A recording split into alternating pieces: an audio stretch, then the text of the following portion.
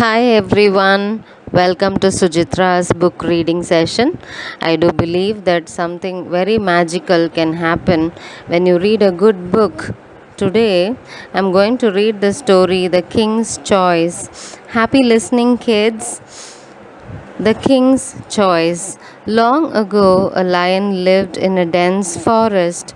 He was big, fierce, and strong, and thus all the other animals accepted him as their king. He was also very kind at heart and hunted only when he was very hungry. The animals in the forest lived happily as they knew that they would never be hunted for pleasure by their king. He once thought that as the king of this forest, I am entitled to have courtiers. He began to think who he should choose as his courtiers. After a while, he decided to call three animals a fox, a leopard, and a crow. All the three animals came promptly to see their king. He said to the fox, "You are known to be a very clever animal. From this day, you will be one of my courtiers. Henceforth, you will be my chief adviser." He turned towards the leopard and said, "You are known to be very swift, alert, and strong. I appoint you as my bodyguard. You will protect me against any danger that I may face in this forest." It was now the crow's turn. The king said, "You are a bird and can fly very fast. You are also familiar with every inch of this forest and the adjoining areas. I appoint you as my messenger. You can let me know in which part of the forest I should go for food, water, and shelter." The fox, the leopard, and the crow took oaths to always remain loyal to their king. In return, the lion promised that they will always have food to eat and will be protected from other animals in the forest. The three courtiers started following the king anywhere he went. His wish was their command. They never opposed him and never left any opportunity to please him. In return, after each kill, the lion used to leave his leftovers for the courtiers to finish. The leftovers were sufficient for them, so they always had more than enough to eat. Whichever animal they felt like eating, they used to lead the king to that animal and thus ensured that their own desires were fulfilled.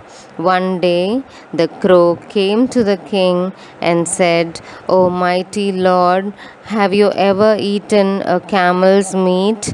I had once eaten it in the desert, which is at the other end of the forest. It was very tasty." The lion had never eaten any camel, as there were none in the forest, but he really liked the idea of eating camel meat. He told the crow to find a camel in the forest that he could eat. Camels never enter the forest as they fear they might get killed. They only stay in the desert.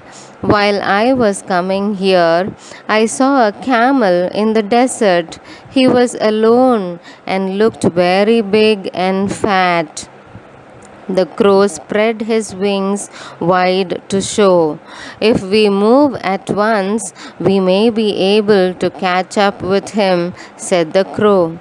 The lion had never been towards the desert, so he asked the fox and the leopard whether they should go looking for the camel or not.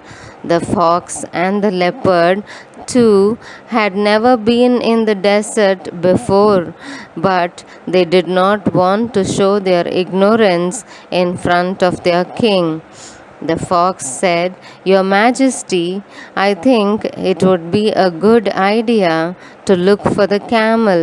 If it is really as big as the crow described it to be, then we might not have the need to hunt for the next few days."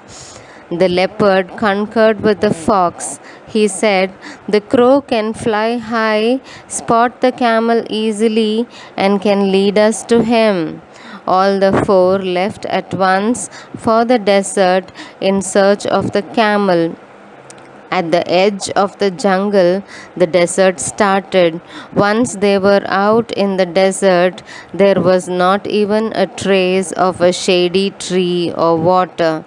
As the blazing sun beat down on them, the sand below them became hotter with each passing moment. But they kept walking, all the while thinking about camel meat. The crow, who was flying high up in the cool breeze, called out, "Let's hurry up, Your Majesty. I can see the camel not too far from here." But the lion was very tired and had burnt his paws. He could walk no more and lay down under the sparse shade of a thorny bush. "Let's go back to the forest. I don't care for camel meat," said the lion. The advisors were shocked to hear this. They knew that they had left the forest far behind, and it was not possible for the king to walk back since he had burnt his paws.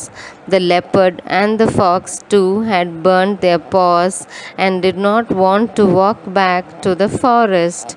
They also did not want to go back with empty stomach. The clever fox immediately thought of a plan. He asked the leopard to wait alongside the king and asked the crow to lead him to the camel. When the fox saw the camel, he said, "Hello, friend. The king of the forest needs your help.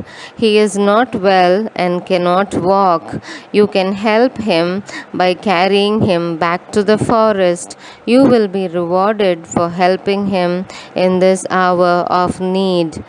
The young camel was very innocent and at once agreed to help. He followed the fox to the spot where the lion was lying. The leopard and the lion were pleased to see the camel.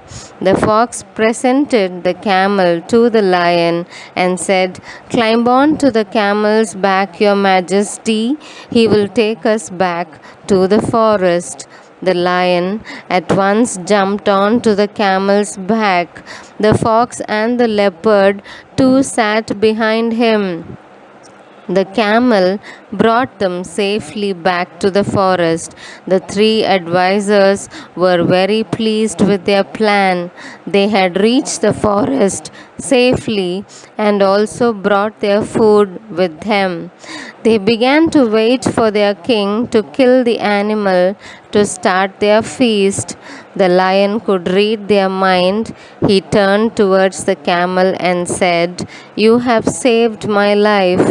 I offer you a position in my court and promise to protect you from any danger." The three courtiers were shocked to hear this. "Did we not save the king's life?" they thought. The king ordered the three of them to find some food for him, since he had burnt his paws and would not be able to hunt for a few days. They went in search of food but did not go too far and sat down to discuss their next move. The fox thought of another plan to kill the camel and told his two friends about the plan. They agreed that it was a good plan indeed. The three then went back to the king. Upon reaching there, the crow spoke first. "O mighty king, we were unable to find any food in the forest. Hence, I offer myself to you. You can eat me and fill your stomach." The fox jumped in. "You are too small. I have more flesh than you. Let the king eat me instead. I am much bigger and have more flesh than both of you. The king should eat me," said the leopard. The camel was watching all this. He said, "Your Majesty, you should eat me. I am the largest, and all of you will have food to eat. These three are more useful to you than I am." Hearing this, the three courtiers became ready to pounce on the camel, but the king had other plans.